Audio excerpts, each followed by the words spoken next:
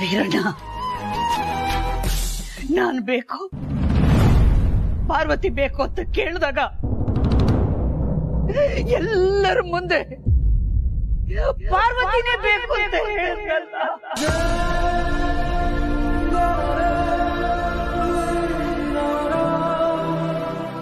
ನಾನೇನ್ ಮಾಡ್ಲಿ ವೀರಣ್ಣ? ಹೇಗಿದನ್ನ ಸಹಿಸ್ಕೊಳ್ಳಿ?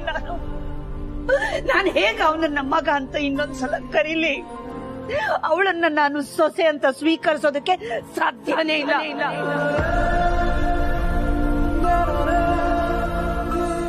ಇಲ್ಲ ಇಲ್ಲ, ನೀನು ಆ ಪ್ರಶ್ನೆ ಕೇಳಿದ್ದೆ ತಪ್ಪು ಅಖಿಲಾಂಡೇಶ್ವರಿ. ನೀನು ಅಂತಲ್ಲ, ಪ್ರಪಂಚದಲ್ಲಿ ಯಾವ ತಂದೆ ತಾಯಿಗಳು ಈ ಪ್ರಶ್ನೆ ಮಕ್ಕಳನ್ನು ಕೇಳಬಾರ್ದು.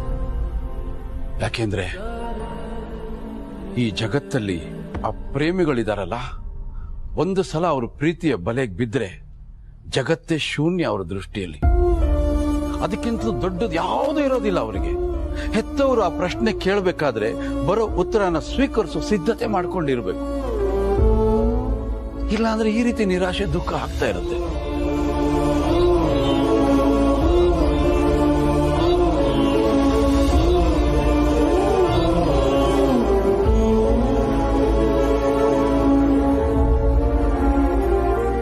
ಅಖಿಲಾಂಡೇಶ್ವರಿ, ನಿನಗೆ ನೆನಪಿದ್ಯಾ?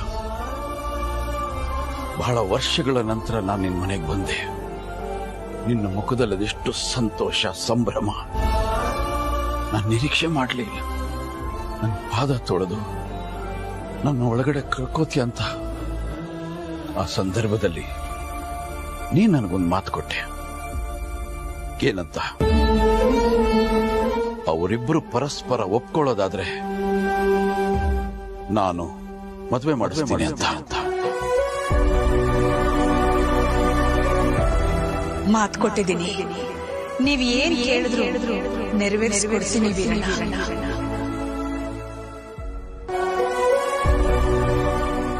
ನೆನಪಿದ್ಯಾ? ನನ್ನ ತಿಳುವಳಿಕೆ ಪ್ರಕಾರ ಅರಸನಕೋಟೆ ಅಖಿಲಾಂಡೇಶ್ವರಿ ಯಾವತ್ತು ಕೊಟ್ಟ ಮಾತನ್ನ ತಪ್ಪಿಲ್ಲ. ಅದೇ ಆಕೆ ದೊಡ್ಡತನ. ಈಗ ನಿನ್ ಮಾತು ಬೇಡ, ಮಾತು ಉಳಿಸ್ಕೋ. ಮಕ್ಕಳನ್ನ ಹಸೆಮಣೆ ಮೇಲೆ ಕೂರ್ಸು. ಅವ್ರ ಹೊಸ ಜೀವನಕ್ಕೆ ದಾರಿ ಮಾಡಿಕೊಡು. ದಯವಿಟ್ಟು ದಾರಿ ಮಾಡಿಕೊಡು.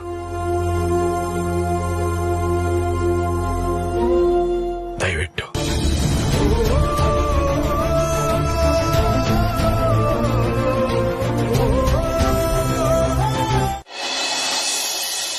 ಇದ್ರಲ್ಲಿ ಅಪ್ಪನ್ ತಪ್ಪೇನೂ ಇಲ್ಲ ಯಜಮಾನ್ರೆ.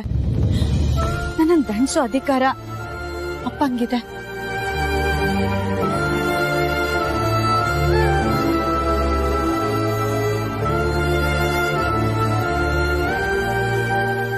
ಯಜಮಾನ್ರ ಹಾಗೆ ಹೇಳಿದ್ದಕ್ಕೆ ನಿನ್ ಮನ್ಸಿಗೆ ನೋವಾಗಿದೆ ಅಂತ ನನಗೆ ಗೊತ್ತಪ್ಪ.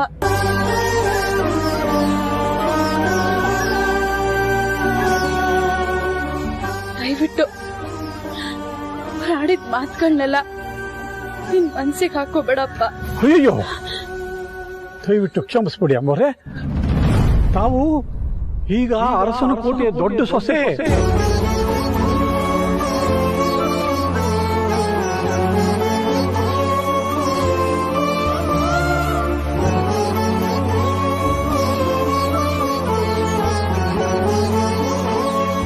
ತಾವು ದೊಡ್ಡವರು, ನಿಮ್ಮ ಮುಂದೆ ನಾವು ತುಂಬಾ ಚಿಕ್ಕವರು. ನಮ್ಮಿಂದ ತಪ್ಪಾಗಿದ್ರೆ ಕ್ಷಮಿಸ್ಬಿಡಿ ಪಾರ್ವತಿ ಅಮ್ಮವ್ರೆ.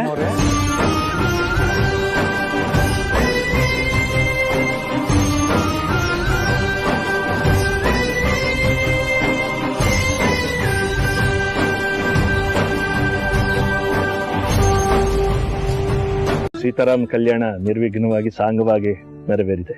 ಈಗ ಇವರ ಮದುವೆ ವಿಧಾನಗಳು ಮುಂದುವರಿಲಿ.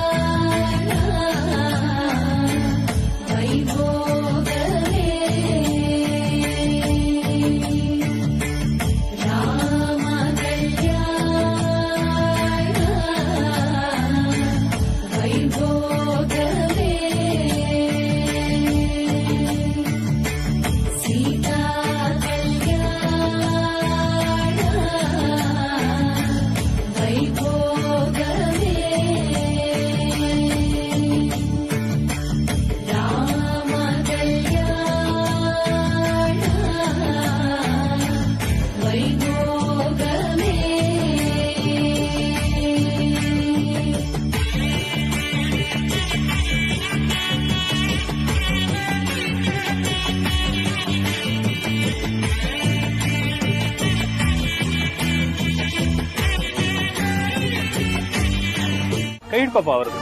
ಹಿಂಗ್ ಹಿಡ್ಕೊ. 5 ಬೆಟ್ಟು ಸೇರಿಸ್ಕೊ, ಅವ್ರ ಕೈ ಹಿಡ್ಕೊಪ್ಪ. ಪ್ರದಕ್ಷಿಣೆ ಮೇಲೆ.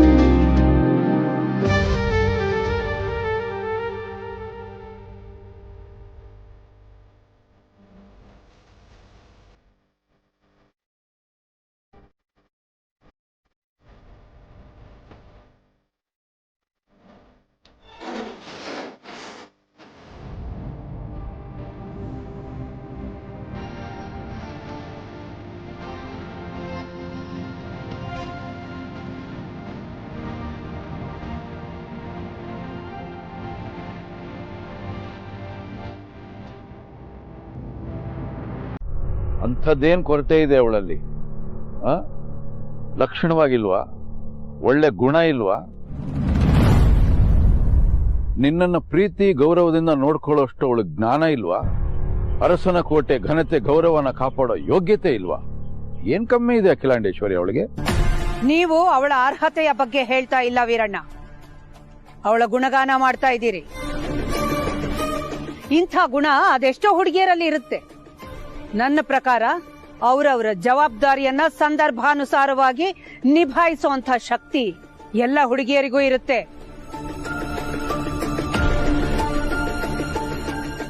ಉದಾಹರಣೆಗೆ ನಮ್ ಡ್ರೈವರ್ ಹನುಮಂತು, ಅವನ್ ಜೊತೆ ಹೊರಗಡೆ ಹೋದ್ರೆ ಸುರಕ್ಷಿತವಾಗಿ ವಾಪಸ್ ಬಂದೇ ಬರ್ತೀವಿ ಅನ್ನುವಂಥ ನಂಬಿಕೆ ಇರುತ್ತೆ. ಅದೇ ರೀತಿ ಪಾರ್ವತಿ ಅಡಿಗೆ ಮನೆ ಕೆಲಸದಲ್ಲಿ ನಿಪುಣೆ.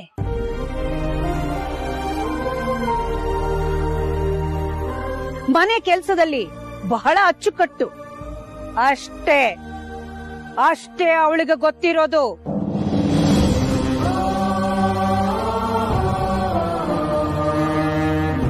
ಅಂಥವಳ ಕೈಗೆ ಅರಸನ ಕೋಟೆ ಸಾಮ್ರಾಜ್ಯನ ಒಪ್ಪಿಸಿದ್ರೆ ಏನಾಗಬಹುದು ಅಂತ ಯಾರಾದ್ರೂ ಯೋಚನೆ ಮಾಡಿದೀರಾ?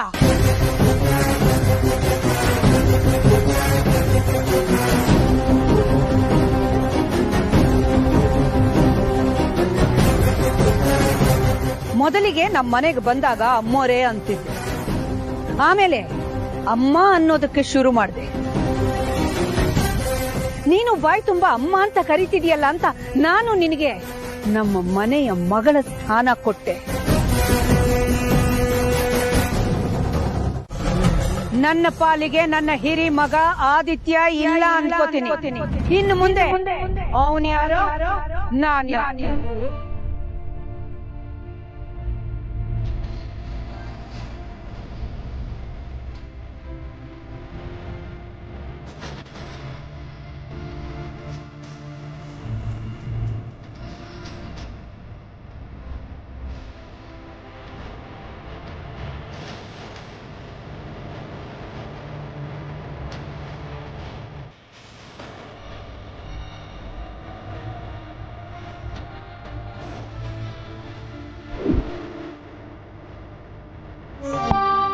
ಹಾಗೆ ಈ ಪಾರ್ವತಿಗೂ ಕೂಡ ನನ್ನ ಮನಸ್ಸಿನಲ್ಲಿ ಯಾವ ಸ್ಥಾನನೂ ಇಲ್ಲ.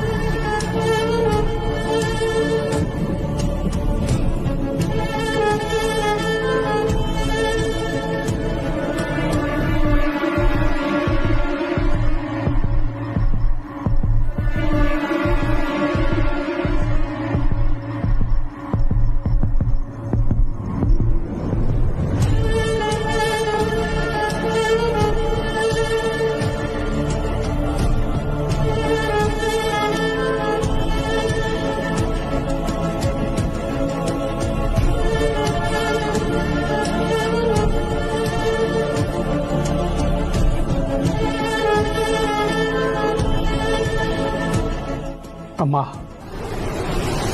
ನಾನು ಹೊರಡ್ತೀನಿ.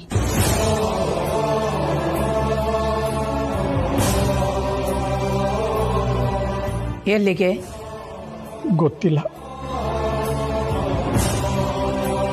ಗೊತ್ತಿಲ್ಲ ಅಂದ್ರೆ ಏನರ್ಥ? ಇಷ್ಟು ದಿನ ಕೆಲಸ ಮುಗಿದ್ಮೇಲೆ ಹೋಗ್ ಬರ್ತೀನಿ ಅಂತ ಹೇಳ್ತಾ ಇದ್ದೆ. ಇವತ್ತ್ಯಾಕೆ ಹೋಗ್ತೀನಿ ಅಂತಿದೀಯ? ಇದೇ ಕೊನೆ, ಮತ್ತೆ ಯಾವತ್ತೂ ಇಲ್ಲಿಗೆ ಬರೋದಿಲ್ಲ. ಅದಕ್ಕೆ ಹೊರಟೆ ಅಂತಂದೆ. ನನಗಿಲ್ಲಿ ಕೆಲಸ ಮಾಡೋದಕ್ಕೆ ಇನ್ನು ಯಾವ ಅರ್ಹತೆ ಇದೆ ಅಮ್ಮೋರೆ? ಇದ್ದು ಮರ್ಯಾದೇನೋ ಮಗಳು ಅನ್ನಿಸ್ಕೊಂಡು ಅವಳು ಕಳೆದ್ಲು.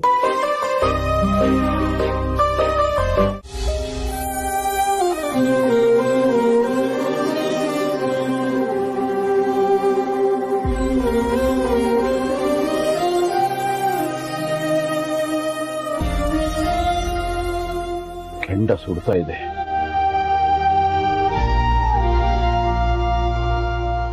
ಅಖಿಲಾಂಡೇಶ್ವರಿ ಕರಳಲ್ಲಿ ಕೆಂಡ ಧಗಧಗ ಅಂತ ಸುಡ್ತಾ ಇದೆ.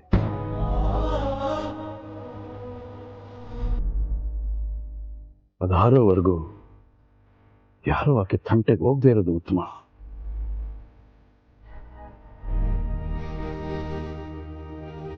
ಪಾಪ ಇವತ್ತು ಯಾವ ಘಳಿಗೆಲಿದ್ಲೋ ಗೊತ್ತಿಲ್ಲ. ಇಂಥ ಒಂದು ದಿನ ತನ್ನ ಜೀವನದಲ್ಲಿ ಬರುತ್ತೆ ಅಂತ ಆಕೆ ನಿರೀಕ್ಷೆನೇ ಮಾಡಿದ್ಲು.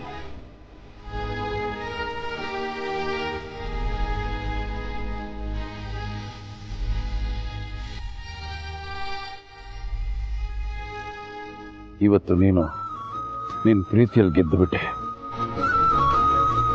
ನಿನ್ನ ಪಾರ್ವತಿ ನಿನಗೆ ಸಿಕ್ಕಿದ್ಲು. ಆದರೆ ನಿನ್ನ ತಾಯಿ ಎಲ್ಲರೆದುರಿಗೂ ಸೋತು ಹೋದ್ಲು. ನಾನು ಅವಳನ್ನು ಈ ರೀತಿ ನೋಡೇ ಇಲ್ಲ ಕಣೋ.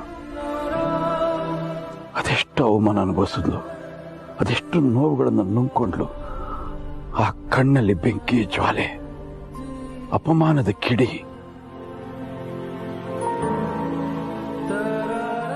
ತುಂಬಾ ಸಮಯ ಬೇಕು. ಹಾಗಾಗಿ ನಿಮ್ಮ ಗೆಲುವು ಅವಳಿಗೆ ಸೋಲಾಗಿದೆ.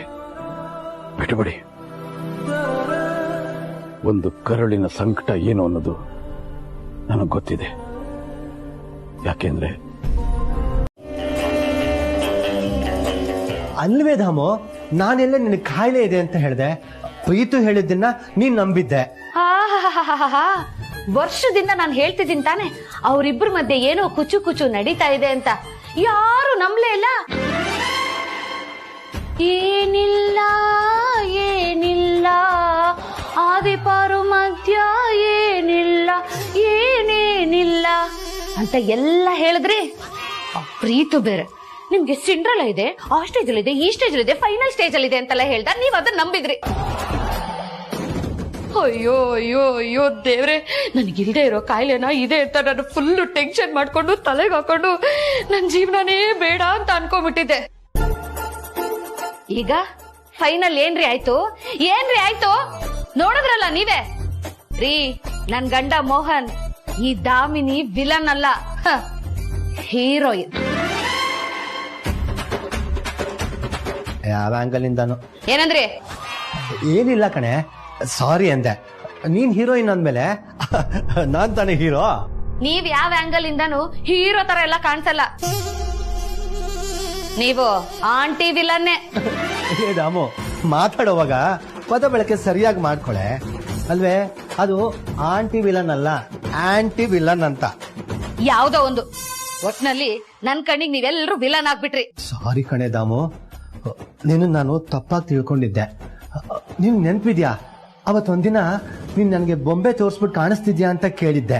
ಹೌದೌದು, ಚೆನ್ನಾಗ್ ನೆನ್ಪಿದೆ. ನನ್ಗೇನು ಕಾಣಿಸ್ತಾ ಇಲ್ಲ ಅಂತ ಹೇಳಿದ್ರಲ್ಲ. ಇಲ್ಲ ದಾಮು, ನಂಗದ್ ಕಾಣಿಸ್ತಿತ್ತು.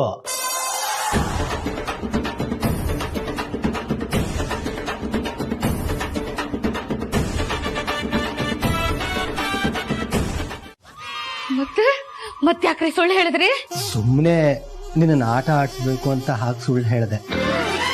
ಅಂದ್ರೆ ಅವತ್ ನನ್ ಕೆನ್ನೆಗೆ ಮುತ್ತು ಕೊಟ್ಟಿದ್ದು ಅದೆಲ್ಲ ನಿಜ. ಮತ್ತೆ ಈಗ ತಾನೇ ಆಫೀಸಿಂದ ಬಂದೆ ಅಂತ ಹೇಳಿದ್ದು ಸುಳ್ಳು. ಹಾಗಾದ್ರೆ ನಿಜ ಯಾವುದು? ನಿನಗೆ ಮುತ್ತು ಕೊಟ್ಟಿದ್ದು. ಮತ್ತೆ ಸುಳ್ಳು? ನಿನ್ ಕೈನಲ್ಲಿ ಏನೂ ಇಲ್ಲ ಅಂದಿದ್ದು. ನಿಮ್ ಜನ್ಮಕ್ಕೆ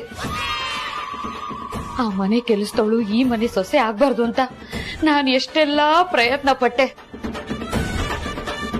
ನಿನಗೆ ಸಿಂಡ್ರಲ ಕಾಯಿಲೆ ಇದೆ, ಮಣ್ಣಿದೆ, ಮಸಿ ಇದೆ ಅಂತ ಸುಳ್ಳಿನ ಕಥೆ ಕಟ್ಟಿ ನನ್ನನ್ನ ಮಾನಸಿಕವಾಗಿ ಕುಗ್ಗೋ ಹಾಗೆ ಮಾಡಿದ್ರಿ. ಈಗ ನನ್ಗೆ ಕಾಯಿಲೆ ಇಲ್ಲ ಅಂತ ಖುಷಿ ಪಡ್ಲಾ ಅಥವಾ ಆ ಕೆಲಸದವಳು ಈ ಮನೆ ಸೊಸೆ ಆದ್ಲು ಅಂತ ದುಃಖ ಪಡ್ಲಾ? ಅಯ್ಯೋ ಅಯ್ಯೋ ದೇವ್ರೆ, ಈಗ ನಮ್ಮ ಆದಿತ್ಯ ಅಕ್ಕನ ಮುಂದೆನೆ ಅವಳಿಗೆ ತಾಳಿ ಕಟ್ಟಿದಾನೆ ಅಂದ್ರೆ ಅವಳಿ ಅರಸನ ಕೋಟೆಗೆ ಸೊಸೆ. ಹೋಗ್ಲಿ ಬಿಡದಾಮು, ನಮ್ ಆದಿ ಹಣೆಯಲ್ಲಿ ಪಾರ್ವತಿನೇ ಹೆಂಡತಿಯಾಗಿ ಬರ್ಬೇಕು ಅಂತ ಬರ್ದಿತ್ತು ಅನ್ಸುತ್ತೆ. ಅದನ್ನ ತಪ್ಸಕ್ ನಾವ್ಯಾರು? ಎಲ್ಲ ವಿಧಿ ಲಿಖಿತ ಕಣೆ. ಹಾ ಆಯ್ತಾಯ್ತು, ಅವಳು ಆದಿ ಹತ್ರ ತಾಳಿ ಕಟ್ಟಿಸ್ಕೊಂಡು ಅವನಿಗೆ ಹೆಂಡತಿ ಆಗಿರ್ಬೋದು, ಆದ್ರೆ ಈ ಅರಸನ ಕೋಟೆಗೆ ಅಖಿಲಕ್ಕನ್ಗೆ ಯಾವತ್ತೂ ಸೊಸೆ ಆಗಕ್ಕಾಗಲ್ಲ. ಅದು ಸಾಧ್ಯನೇ ಇಲ್ಲ ಬಿಡಿ. ಆದ್ರೆ ನಾನ್ ಮೊದ್ಲಿನ ತರ ಅವಳನ್ನ ಲೇ ಹೋಗೆ ಬಾರೆ ಮುಸ್ರೆ ತಿಕ್ಕೋಳೆ ಅಂತ ದರ್ಪದಿಂದ ಮಾತಾಡ್ಸಕ್ಕಾಗಲ್ವಲ್ಲ ರೀ. ಈ ಹಿಂದೆ ಮಾತಾಡಿರೋದನ್ನೆಲ್ಲ ಅವಳು ನೆನ್ಪಿಟ್ಕೊಂಡು ನನ್ ಮೇಲೆ ದ್ವೇಷ ಸಾಧಿಸಿದ್ರೆ ಆ ಭಗವಂತ ಹೆಣ್ಮಕ್ಳಿಗೆ ಯಾಕೆ ಇಷ್ಟೊಂದು ಹೊಟ್ಟೆ ಕಿಚ್ಕೊಡ್ತಾ ಅನ್ನೋದೇ ನಂಗೆ ಅರ್ಥ ಆಗ್ತಿಲ್ಲ ಕಣೆ.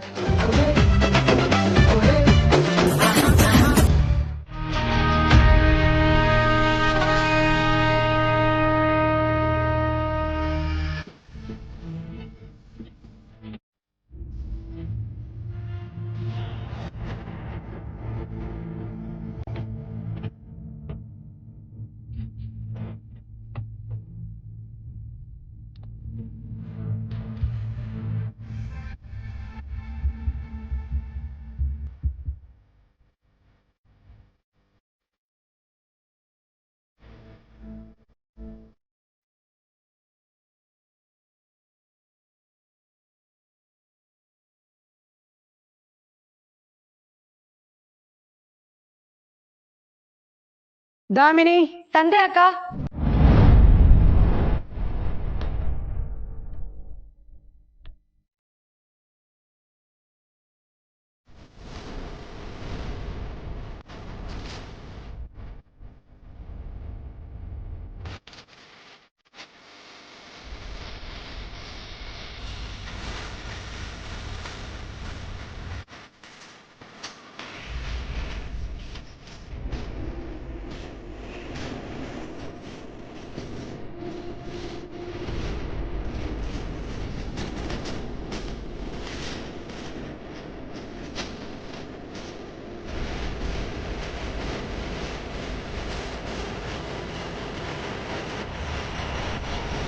ಅಕ್ಕ, ಇದೇನಕ್ಕ ಇದು ಅನ್ಯಾಯ? ಜಯನ್ ಹತ್ರ ನೀವು ನನಗೆ ಹೇಳಿ ಕಳ್ಸಿದ್ ನೋಡಿ, ಈ ಅರಸನ ಕೋಟೆನ ಉಳಿಸ್ಕೊಳ್ಳೋಕೆ ಏನಾದ್ರೂ ಸಲಹೆನೋ ಸೂಚನೆನೋ ಕೇಳೋಕೆ ನನ್ನನ್ನು ಕರ್ಸಿದ್ದೀರಾ ಅಂತ ಖುಷಿಯಾಗಿ ಬಂದೆ.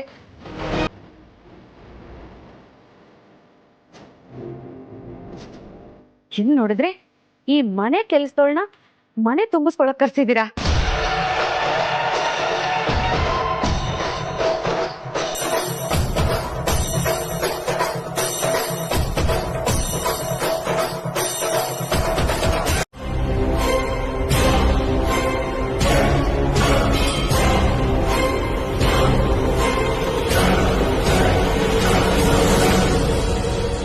ಥ್ಯಾಂಕ್ಸ್ ಅಮ್ಮ. ನೀವು ಮಂಟಪದಲ್ಲಿ ಹಾಗೆ ಮಾತಾಡಿ ಬಂದಿದ್ದು ನೋಡಿ ನನಗೆ ತುಂಬಾ ಭಯ ಆಗಿತ್ತು. ಈಗಲೂ ನೀವು ಪಾರ್ವತಿನ ತುಂಬಿಸ್ಕೊಳ್ಳೋದಕ್ಕೆ ಒಪ್ತಿರೋ ಇಲ್ವೋ ಅನ್ನೋ ಆತಂಕ ಇತ್ತು. ಸಮಾಜ ಅನ್ನೋದಕ್ಕೆ ಬೆಲೆ ಕೊಡ್ಲೇಬೇಕಲ್ಲ.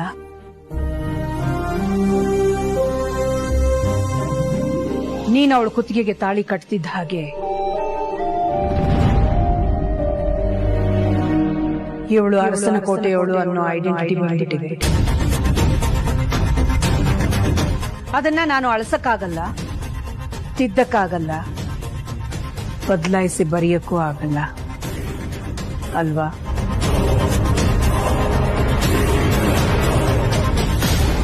ಸಾವಿತ್ರಿ,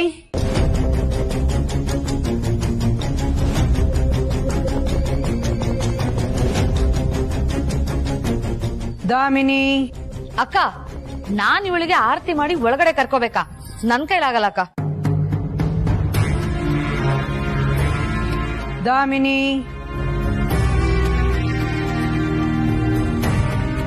ಅದು ಹಾಗಲ್ಲ ಅಕ್ಕ. ಆಯ್ತು ಬಿಡಿ, ನಿಮ್ ಮಾತಿಗೆ ಮರ್ಯಾದೆ ಕೊಟ್ಟು ಮಾಡ್ತೀನಿ.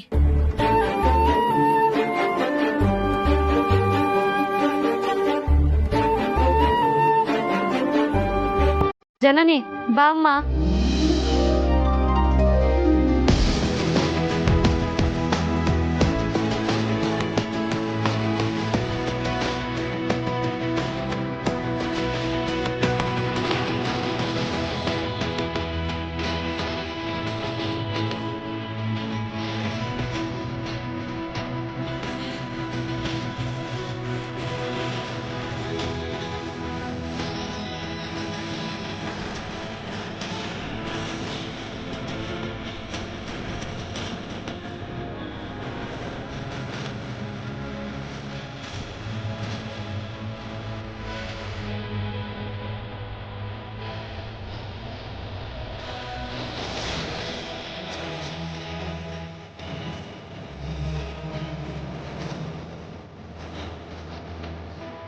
ಅಕ್ಕನ ನಂಬಿಕೆನೆ ಒದ್ ಹಾಕಿದ್ಯಾ? ಈ ಸೇರನ್ ಯಾಕೆ ಬಿಡ್ತೀಯಾ? ಅದು ಜಾಡ್ಸೋದು ಒಳಗ್ ಬಾ.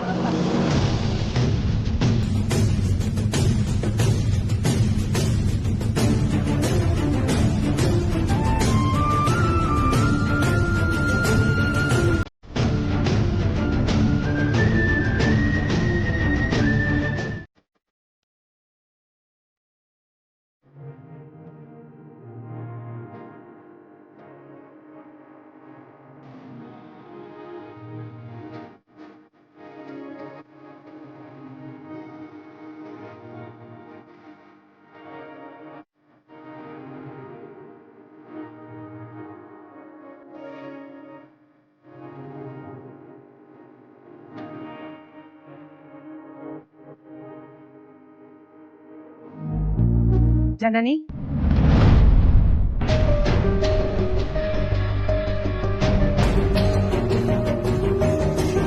ಊಟ ಆದ್ಮೇಲೆ ಒಂದ್ ಸ್ವಲ್ಪ ರೂಮಿಗೆ ಬಾಮ್ಮ, ಮಾತಾಡೋದಿದೆ. ಸರಿ ಅತ್ತೆ.